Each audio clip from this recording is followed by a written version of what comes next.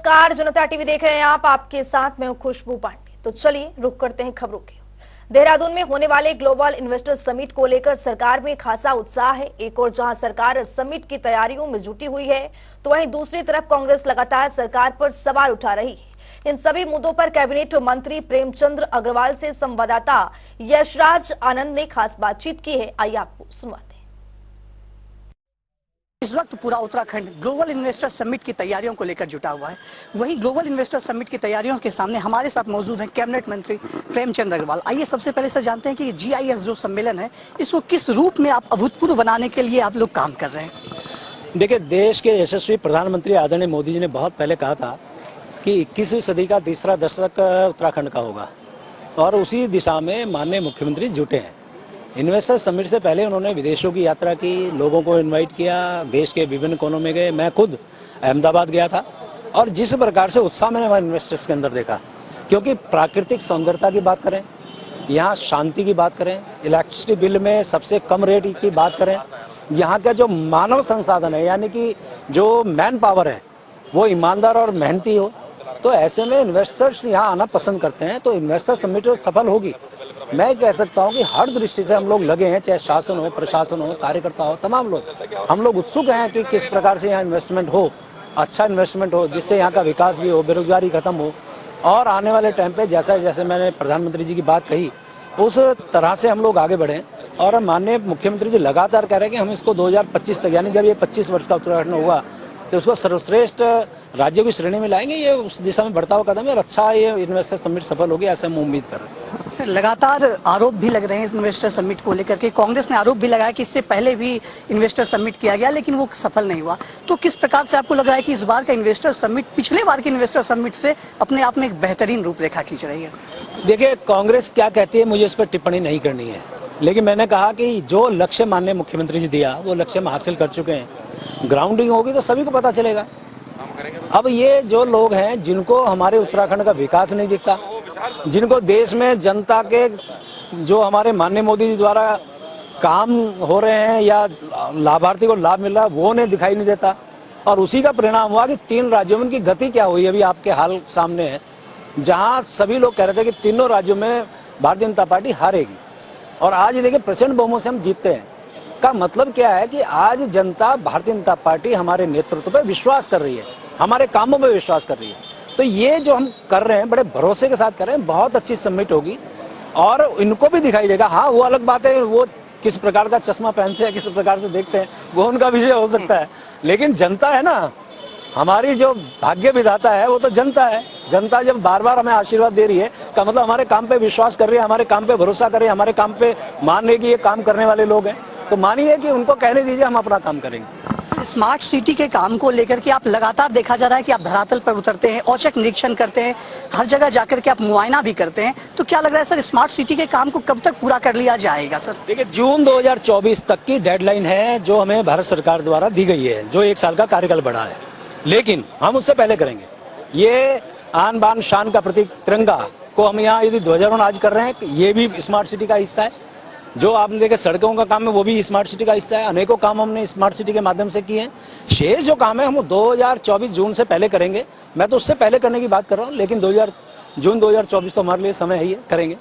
अंतिम प्रश्न, भाजपा को 3 राज्यों में अभूतपूर्व जीत मिली, कांग्रेस का सूफड़ा साफ हो गया, जैसा कि प्रधानमंत्री नरेंद्र मोदी भी कह रहे थे और आप लोगों की भी इच्छा थी, वैसा हो गया। लेकिन साथ ही साथ सूफड़ा साफ होने के बाद देखा जा रहा है कि भाजपा के विधायकों के कुछ वीडियो वायरल हो रही है लैंसडाउन में।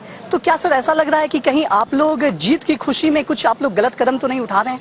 देखिए, मैं एक बात कह सकता हूँ, मैं आपसे प्रार्थना भी कर रहा हूँ, किसी भी चीज को पूरा दिखाना चाहिए। किस काम से हुआ, कैसे कारण हुआ, क्या कारण थे, कौन सी परिस्थिति थी। ऐसी स्थिति में खाली ये कहना कि हम जोश में कर रहे हैं, ऐसा नहीं है। सामने वाली परिस्थिति किस प्रकार से उत्पन्न, उस पर जाना चाहिए। मैं कह सकता हूँ दिलीप रावत जी बहुत सभ्य व्यक्ति हैं, मेहनत है, लेकिन वहाँ क्या परिस्थिति है ये उस पर जाना पड़ेगा। सर, उत्तराखंड लोकसभा चुनाव में क्या आपको लग रहा है कि आप भारी बहुमत 5 लोकसभा सीट पर विजय हासिल करेंगे? नहीं, विजय हासिल नहीं करें, हम प्रचंड बहुमत से जीत रहे हैं। 2014, 19, अब 2024, और इतना बड़ा आपने देखा सारा माहौल, माननीय मोदी जी का नेतृत्व, उनके किए गए काम, हमारी प्रदेश सरकार के काम, 2024 में जीत तो रहे हैं, बड़े मार्जिन से जीत रहे हैं। तो हमारे साथ कैबिनेट मंत्री प्रेमचंद अग्रवाल, उन्होंने स्पष्ट रूप से कहा कि लोकसभा चुनाव, आने वाले लोकसभा चुनाव में भाजपा पूर्ण बहुमत के साथ जीतेगी और भाजपा विजय हासिल करेगी। कैमरा पर्सन रोहित के साथ मैं यशराज आनंद, जनता टीवी, देहरादून। राजधानी देहरादून में होने जा रहे ग्लोबल इन्वेस्टर समिट की तैयारियां जोरों पर है। समिट को लेकर प्रशासन की ओर से पूरी तैयारियां की जा चुकी हैं। वहीं इस पर डीजीपी उत्तराखंड अभिनव कुमार ने समिट से जुड़ी तमाम जानकारियां साझा की है। सुनिए। हमारे माननीय मुख्यमंत्री जी ने उत्तराखंड के औद्योगिक विकास के लिए एक ग्लोबल इन्वेस्टर समिट का आयोजन किया है और कई महीनों से इसकी बड़ी व्यापक तैयारी, हर लेवल पर तैयारी चल रही थी और इसका जो फाइनल इवेंट है वो 8 और 9 दिसंबर को देहरादून में FRI के ग्राउंड्स में होना है, जिसमें देश विदेश से हजारों की संख्या में बड़े इन्वेस्टर्स और उद्योगपति वगैरह आएंगे और तमाम सिविल सोसाइटी के और दिल्ली से और सब जगह से, देश के कोने कोने से भी बड़े इंपॉर्टेंट लोग आएंगे।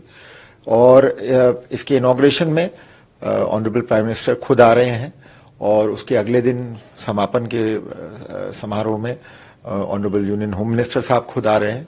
तो नेचुरली जब जिस लेवल का इसमें पार्टिसिपेशन है और इंटरेस्ट है और जो दोनों ऑनरेबल VVIPs हैं उनका सिक्योरिटी थ्रेट है, उसको देखते हुए हमने बड़े व्यापक प्रबंध किए हैं सिक्योरिटी के लिए।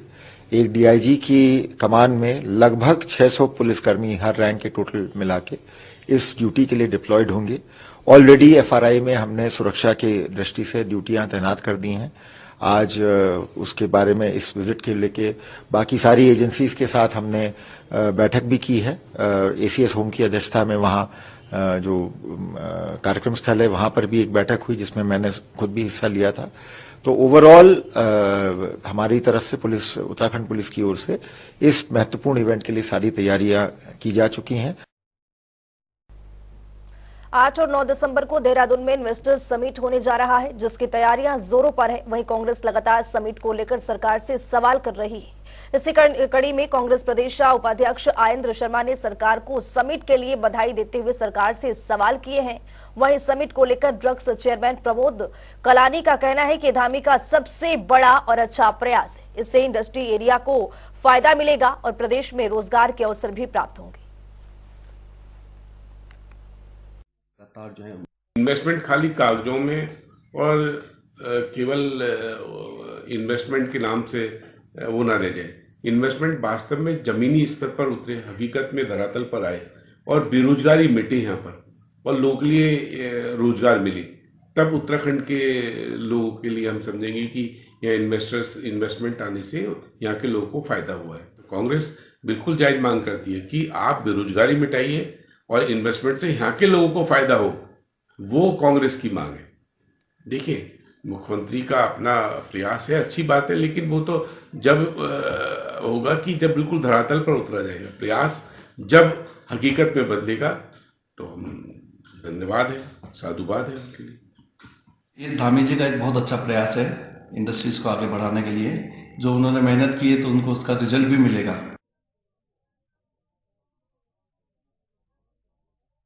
दिसंबर के तो यहाँ पर ग्लोबल इन्वेस्टर समिट 2023 का यहाँ पर शुभारंभ होने वाला है। 8 से 9 दिसंबर को उत्तराखंड में ये ग्लोबल इन्वेस्टर समिट का आयोजन किया जाएगा। प्रधानमंत्री नरेंद्र मोदी इसका शुभारंभ करेंगे। मुख्यमंत्री पुष्कर सिंह धामी लगातार प्रदेश का यहाँ पर जायजा ले रहे हैं, निरीक्षण कर रहे हैं, ताकि यहाँ पर जो ग्लोबल इन्वेस्टर समिट है उसको लेकर यहाँ पर तैयारियां अच्छी हो, क्योंकि यहाँ पर 3000 निवेशक इस इन्वेस्टर समिट में शामिल होंगे। लेकिन इसी को लेकर विपक्ष लगातार धामी सरकार पर हमलावर है। यहां पर कांग्रेस पार्टी की ओर से यह कहा जा रहा है कि यह समिट कितना सफल होगा, क्योंकि पिछली बार भी यहां पर समिट यहां पर हुआ था, लेकिन उसको लेकर भी प्रदेश को किसी तरह का कोई फायदा नहीं पहुंचा, युवाओं को रोजगार के अवसर प्राप्त नहीं हुए। लेकिन इसी बीच धामी सरकार ये कह रही है कि यहाँ पर इस समिट से बहुत लाभ पहुंचने वाला है, युवाओं को रोजगार के अवसर प्राप्त होंगे। उत्तराखंड एक नए विकास की यहाँ पर गाथा लिखने के लिए तैयार होगा। तो ग्लोबल इन्वेस्टर समिट 2023 कई मायनों में खास अपने आप में। तो यहाँ पर इसी बीच धामी सरकार कई जगहों का निरीक्षण कर जायजा ले रही है, ताकि इन्वेस्टर समिट जो है ये सफल हो सके।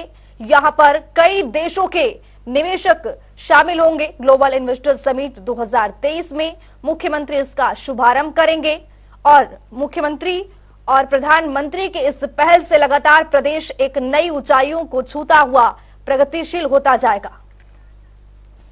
तो हमारे साथ हमारे सहयोगी देहरादून से यशराज आनंद जुड़ चुके हैं। यशराज, यहाँ पर ग्लोबल इन्वेस्टर समिट को लेकर एक पूरी तरह से यहाँ पर बड़ा आयोजन की तैयारी है, तो दूसरी ओर यहाँ पर विपक्ष लगातार हमलावर नजर आ रहा है।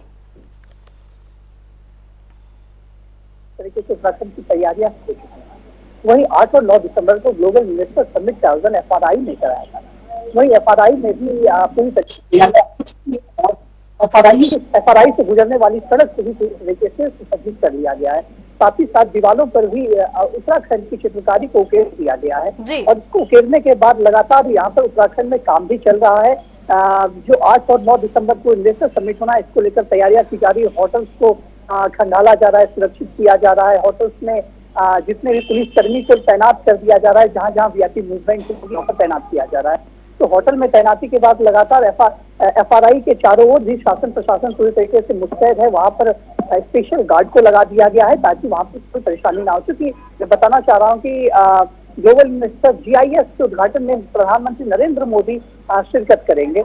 वहीं उस उद्घाटन में शिरकत करने के बाद और करीब 3000 से अधिक व्यवसायी वर्ग यहाँ पर आएंगे और यहाँ पे इन्वेस्ट करने को तैयार होंगे। वहीं जब बात की जाए कि विपक्ष की, तो विपक्ष अपनी भूमिका में नजर आ रहा है और विपक्ष का स्पष्ट रूप से कहना है कि ग्लोबल इन्वेस्टर समिट को लेकर मैं आपसे एक बात कहना चाहता हूँ। करण महाराज से, जो प्रदेश अध्यक्ष है, मैं उनसे बात करना चाहता हूँ कि ग्लोबल इन्वेस्टर समिट को लेकर के लगातार 8-9 को तैयारियां भी पूरी हो चुकी है। आपको क्या लग रहा है, विपक्ष लगातार हमलावर भूमिका में है? देखिए, हमलावर की बात नहीं है, हम बार बार ठगित नहीं जाना चाहते। हम चाहते कि पुख्ता बातें हों। बताए ना 2018 के इन्वेस्टमेंट मीट में क्या किया, 7 लाख लोगों को रोजगार के होर्डिंग्स बैनर्स वगैरह, कहाँ है वो 7 लाख लोगों के रोजगार? कहाँ है वो बच्चे? आपसे अभी मैंने प्रेस में वो कागजात दिखाए थे जिसमें सरकारी आंकड़े कि कितने लोगों को रोजगार के अवसर प्रदान हुए, उसके हिसाब से तो कहीं भी नहीं है 7 लाख लोगों को रोजगार। और उसी तरीके की बातें बयान आज भी आ रहे हैं। मैकेंजी ग्रुप को क्यों लेके आए थे? 2.5 लाख रुपया प्रति एक दिन के हिसाब से आप 12 महीने से उनको दे रहे हो, लेकिन क्या किया उसने? आपकी जीडीपी को दुगना कर दिया? क्या आपके कर्जे माफ कर दिए? क्या आपकी आय बढ़ा दी? ये प्रश्न हमारे हैं। और सरकार ये भी बताए, खाली क्या करार करने से हो जाएगा? आप 24 घंटे बिजली नहीं दे रहे हैं, आपकी बिजली दर की जो दर है वो ज्यादा है। 3-3 महीने आपकी सड़कें बरसात में बंद रहती हैं। ऑन इंडस्ट्री है, आपके यहाँ लॉ एंड ऑर्डर की स्थिति बड़ी खराब है। तो ये सारी चीजें दुरुस्त कीजिए, स्वतः आएंगे, कोई इन्वेस्टमेंट मीट की जरूरत नहीं। पंडित नारायण दत्त तिवारी ने बिना किसी इन्वेस्टमेंट मीट के 2000 इंडस्ट्रीज को यहाँ लाने का काम किया। सिटकुलों की स्थापना हरिद्वार क्षेत्र से लेकर रुड़की से क्षेत्र से लेकर उधम सिंह नगर नैनीताल और इत्यादि क्षेत्र में जो उन्होंने सिस्टमों की स्थापना की, अनेकों रोजगार के अवसर मिले। 70% रोजगार की बात नहीं, वो आपने नहीं की। आपने वो नियम हटा दिया कि जिस चीज के लिए, जिस प्रयोजन के लिए भूमि आवंटित की जाएगी, वो अगर वो प्रयोजन पूरा नहीं हो रहा तो भूमि जो है वापस सरकार लेगी। आपने इंडस्ट्री दी किसी और चीज के लिए, काम वहां कुछ और हो रहा है। रनंतरा रिजॉर्ट इतना बड़ा उदाहरण है जिसमें अंकिता भंडारी का मर्डर हुआ। कैंडी की बनाने के लिए आपने फैक्ट्री के लिए जमीन अपने मंत्री को आवंटित की और मंत्री के पुत्र ने उसका रिजॉर्ट खोला और वहां अंकिता मर्डर केस हुआ है। तो ये सारी चीजें ऐसी हैं जिससे उत्तराखंड को नुकसान हो रहा है। पर्वतीय राज्य है, पर्वतीय राज्य बना है आंदोलन से। आप बताइए ना, पर्वतीय क्षेत्रों की इंडस्ट्री के लिए आपने क्या पॉलिसी लाए हैं, कितना इन्वेस्टमेंट आप पर्वतीय क्षेत्रों में लाए हैं, ये भी देखने वाली चीजें हैं। इसलिए हम लोग इसी का विरोध करें। तो आप देखें किस तरीके से लगातार प्रदेश अध्यक्ष करण महाराज के द्वारा स्पष्ट रूप से कहा गया कि पर्वतीय क्षेत्रों में जिस प्रकार से रोजगार की संभावनाएं हैं, सिर्फ इन्वेस्ट समिट करने से नहीं होता है। इस प्रकार से लगातार विपक्ष भी आप सुन रहे थे किस तरीके से हमलावर है GIS को लेकर के। और यदि अब बात की जाए, जी बहुत शुक्रिया तमाम जानकारी साझा करने के लिए यशराज आनंद। तो यहाँ पर विपक्ष लगातार हमलावर है। करण से हमारे संवाददाता ने जब बातचीत की तो उन्होंने बताया कि किस तरह से यहाँ पर 2018 की जो ग्लोबल इन्वेस्टर समिट था वो बिल्कुल यहाँ पर प्रदेश के युवाओं को रोजगार नहीं मिला, प्रदेश किस तरह से पिछड़ गया।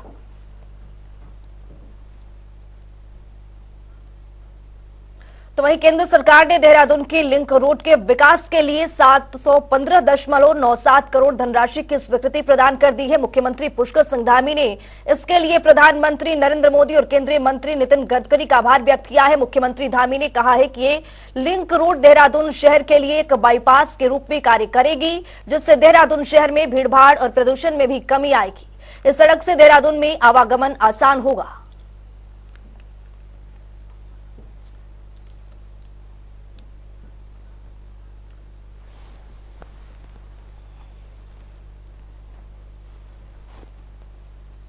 उत्तराखंड के मुख्यमंत्री पुष्कर सिंह धामी ने आज बी.आर. अंबेडकर को उनकी 67वीं पुण्यतिथि पर श्रद्धांजलि अर्पित की है, जिसे महापरिवर्तन दिवस के रूप में यहां पर मनाया जाता है। सीएम धामी ने कहा है कि अंबेडकर द्वारा सामाजिक उत्थान और जन सेवा के लिए किए गए कार्य लंबे समय तक समाज को नई दिशा यहां पर देते रहेंगे।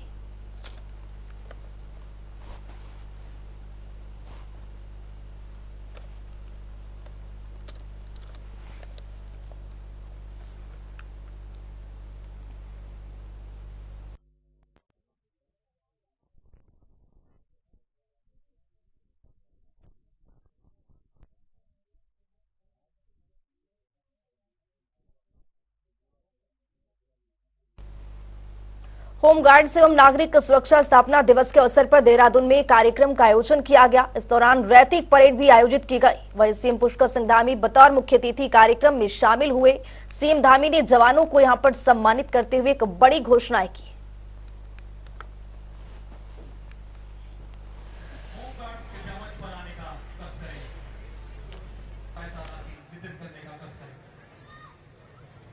यह सच है कि हमारे सभी सदस्य विभिन्न पेशेवर पृष्ठभूमियों से हैं, लेकिन सभी का एक ही लक्ष्य है, देश और समाज की सेवा में अपना अधिकतम योगदान देना।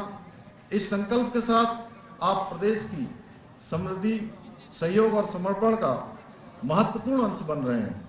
मैं आप सभी को विश्वास दिलाता हूं कि हमारी सरकार आपको हर प्रकार से सहयोग देने के लिए तत्पर है।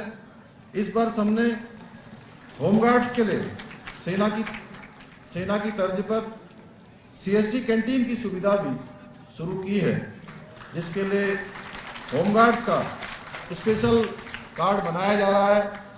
इसके साथ ही होमगार्ड विभाग में आपदा राहत एवं बचाव कार्यों तथा जन सामान्य सहायता के लिए तुरंत मोबाइल एप्लीकेशन बनाया गया है, जो अत्यंत ही सराहनीय है। और यह ऐप शुरू करने वाला उत्तराखंड देश का पहला प्रदेश है।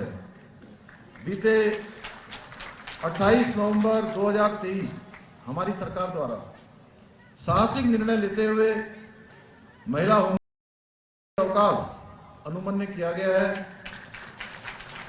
हमने समस्त होमगार्ड स्वयंसेवकों हेतु पूरे सेवा काल में 6 माह का चिकित्सा अवकाश प्रदान करने की भी संस्तुति प्रदान की है। राज्य में प्रथम बार महिला एवं पुरुष होमगार्ड्स को आत्मरक्षा हेतु विशेष प्रशिक्षण प्रदान किया गया है। इसी वर्ष होमगार्ड द्वारा विभागीय बैंड मस्का बाजा की भी स्थापना की गई है, जो कि एक सराहनीय प्रयास है। तो देहरादून से एक बड़ी जानकारी आ रही है, उससे भी आपको अपडेट करवाएंगे। उत्तराखंड सरकार ने एक योजना बनाई है। आपदा में लोगों को बचाने के लिए योजना बनाई गई है। राहत पहुंचाने को इंसिडेंट रिस्पांस सिस्टम तैयार किया गया है। उत्तराखंड राज्य आपदा प्रबंधन प्राधिकरण की ये कवायद यहां पर शुरू की गई है। राष्ट्रीय आपदा प्रबंधन प्राधिकरण की यहां पर स्थापना होगी। ये बड़ी जानकारी आपको दे रहे हैं। तो ये मुख्यमंत्री पुष्कर सिंह धामी की ओर से एक बड़ी पहल की शुरुआत यहां पर की गई है। उत्तराखंड सरकार ने योजना बनाई है। आपदा में लोगों को बचाने के लिए इस योजना की शुरुआत की गई है। राहत के लिए इंसिडेंट रिस्पांस यहां पर सिस्टम तैयार किया गया है, जिससे लोगों को यहां पर फायदा पहुंचे। राज्य आपदा प्रबंधन की ओर से इस पहल की शुरुआत, राष्ट्रीय आपदा प्रबंधन प्राधिकरण की स्थापना की जाएगी उत्तराखंड। ये बड़ी जानकारी आपको दे रहे हैं। आपदा में लोगों को बचाने के लिए इस योजना की तैयारी की गई है। राष्ट्रीय आपदा प्रबंधन प्राधिकरण की स्थापना की गई है। ये बड़ी जानकारी आपको दे रहे हैं।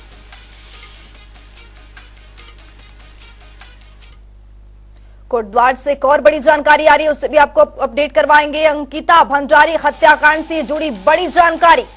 सुप्रीम कोर्ट ने निचली अदालत को आदेश दिया है। हत्या का ट्रायल जारी रखने का यहां पर आदेश दिया गया है। परिजनों ने सुप्रीम कोर्ट से सीबीआई जांच की यहां पर मांग की थी। एसआईटी जांच को लेकर उठाए गए थे सवाल कोर्ट में, कई गंभीर सवाल। निचली अदालत में 27 गवाहों के यहां पर बयान हो चुके हैं दर्ज। ये बड़ी जानकारी अंकिता भंडारी केस में, ये बड़ी जानकारी आपको दे रहे हैं।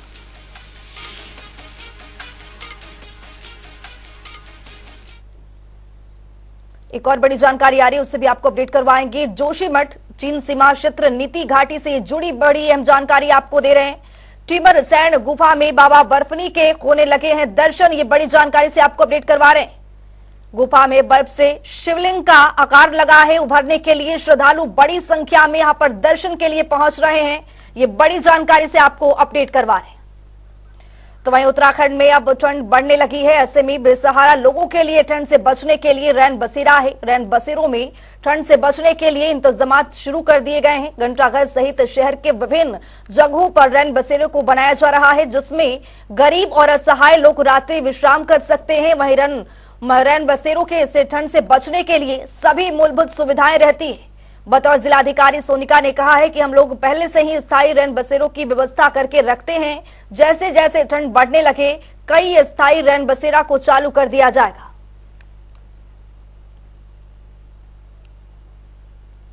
से ही हम उन पे तैयारी करके रखते हैं, लेकिन हम अस्थाई भी बहुत सारे बनवाते हैं। जैसे ही ठंड और बढ़ने लगेगी और जैसे ही यहाँ पे जो ठंड का प्रकोप बढ़ने लगेगा, हम लोग रैन बसेरे और अस्थायी रूप से भी चालू करेंगे।